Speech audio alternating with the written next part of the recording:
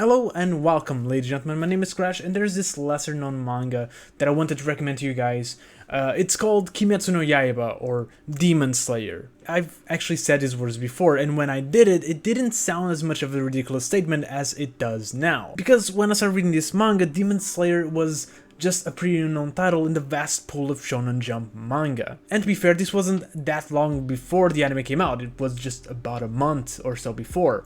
And honestly, I just read it because I wanted to catch up with all of Shonen Jump series. I'm not here trying to be cool or hipster about it, but I wanted to do this video because I don't think there's many people out there talking about Demon Slayer who, one, started watching or reading the manga before it became impossible to escape it, and two, and this is the main one, never actually saw the anime. Because yes, I haven't watched the anime, and this isn't me trying to be stubborn, or it kinda is, but I don't watch any anime. It's nothing against Demon Slayer in particular. And that anime, oh my god, did it take over. For reference, before the anime came out, the manga had around 3.5 million copies in circulation. That's not horrible, it's pretty decent for a 2-year run of a manga. It's okay. For 10 volumes, it's just enough to enter the discussion of getting an anime adaptation. But of course that would increase a lot within that year, as Demon Slayer would become the first manga to beat One Piece in yearly sales since 2008. That's a reign of 11 years. Still, Demon Slayer did not beat One Piece's record sales within a year, a ridiculous amount of 38 million sales just in 2011. It's an absurd number that helped a lot in making sure One Piece was the best-selling manga of all time. In comparison, Demon Slayer's 12 million sales were pretty spectacular. I mean, it was the first to beat One Piece in such a long time, but we could see how that happened.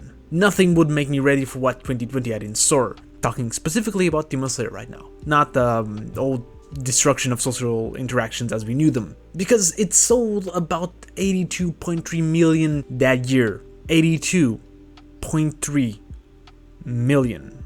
I need you to understand how utterly stupid it is that any manga, regardless of quality, could reach these numbers. This is not normal. The second best-selling manga of that year, which by the way was Kingdom, was only 80.7 million. The top 22 best-selling manga volumes of that year were all the 22 volumes of Demon Slayer that were released at the time. All of them. Most manga sold in 2020, in general, was Demon Slayer. The thing is, this has everything to do with the anime. It made its source material explode in popularity in a way that we had never seen before in the history of the medium. But then my question is, if we remove the anime out of the equation, is Demon Slayer good? Is this manga that's breaking records all over the place good by itself? And yeah, I kinda like it, but I think my opinion differs from most, and I'm not sure if that's anything to do with the anime or not. So let's go straight to it. I don't like the beginning of Kimetsu no Yaiba, and by beginning, I actually mean a decent chunk of the story, as the first arc I really did enjoy was the Mugen Train arc. There was something about the Character Arc of Goku that I really enjoyed, and honestly, I think it speaks volumes for the raw quality of that arc, as it still has some of the problems I think the previous arcs had. But it's not like everything prior to it is horrible, rather I think the manga has a couple of problems that plague it, and one in particular that is present towards most of its run: the pacing. It's simply too fast for the most part, and it removes a lot of impact that some scenes could have. I think the biggest example of this is the early training and exam arcs, which both carry an important and emotional narrative story to them in the form of Saburo and Makomo and the demon that killed them. And the story could work, but with only about 4 or 5 chapters for everything, it just does not land. There is no time for me to be properly invested in these characters, which is very sad because I think the best thing that Demon Slayer is going for it is very much that emotional narrative that when it lands, it can land hard. And there's definitely elements of that in early arcs, but I think it's not until the second half that we start to get some proper time to fully explore and absorb the stories being told so that they can have their full emotional impact. But honestly, that's not even the only problem with the pacing that I have within that arc in particular. We just kinda skip pretty much all training, and again, any relationship that we could have had with these characters. Now, I don't think we needed to follow all 6 months, but 1 or 2 more chapters at least of Tanjiro training and learning with Sakonji, and just, living and interacting together could have done wonders. Something else that I think was kinda dumb in the way that it was structured was the actual exam arc. We instantly get the climax of the arc, and since the exam was supposed to last 7 days, we get a 7-day time skip. Why? Why was those 7 days here? They had no bearing to the plot, and mind you, this is the same exam that all the other main characters that will be introduced later are partaking. And we got a couple page long sneak peek at some of them, but I think it would have been more interesting to have Tanjiro actually meet and interact a little bit with his fellow Slayers, as well as of course have the demon pop up at the end, or just not have the 7 days. I know this is a minor detail, but it just bugged me so much. Honestly, to me that's the biggest negative, and I feel like the final arc actually has a pacing that I do enjoy, and I think most people will disagree with that, but I just want to point out that I'm talking about the final arc and not the final battle, as that one did drag out a bit more than it should. But for the most part, I think the final arc is Demon Slayer at his peak. Every fight up to, sadly, the last one is just really great, especially Tanjiro versus Akazawa. That one is, to me, the best fight in the whole series. But every fight against the upper moons was great, honestly. Did they repeat the same formula? Kinda. It's not just this arc. Every demon has this backstory heartfelt moment right before the deaths, which adds a deeper layer to them and their tragedy, and it helps Tanjiro's reaction and compassion towards them make more sense, because we will feel sorry and compassion towards them as well. Maybe not towards all, but at least to some of them. Now, I definitely think Gotoji improves their ability to write this as the story goes on, and this is a lot of what I meant when I mentioned the emotional narrative of the manga. Some of these stories will actually make you cry. But the impact of the scenes can kinda be ruined by something else. The art style. It's bad. I love it, but it's bad. And I know, some panels are pretty good. Double spreads, the covers, the color pages, they're good. I won't give them much more than that, but they are good. It's when we're looking at the rest of the problems arise. There's just a lot to improve, and I can't wait to see Gotoji's next manga see them improve, because most artists do improve as their manga goes on. It's not Gotoji's peak, and thank God.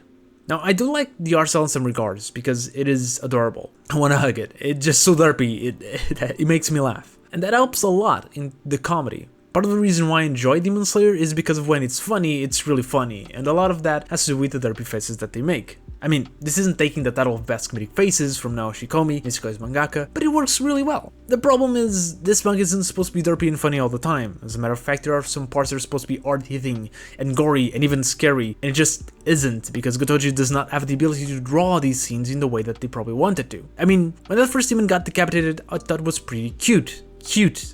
A demon having their head cut off looked cute. I don't think that was supposed to. And the battles also look, for the most part, pretty confusing and busy, which makes them not have the impact that they could have. Now, this may give you the impression that I don't like Demon Slayer. I do.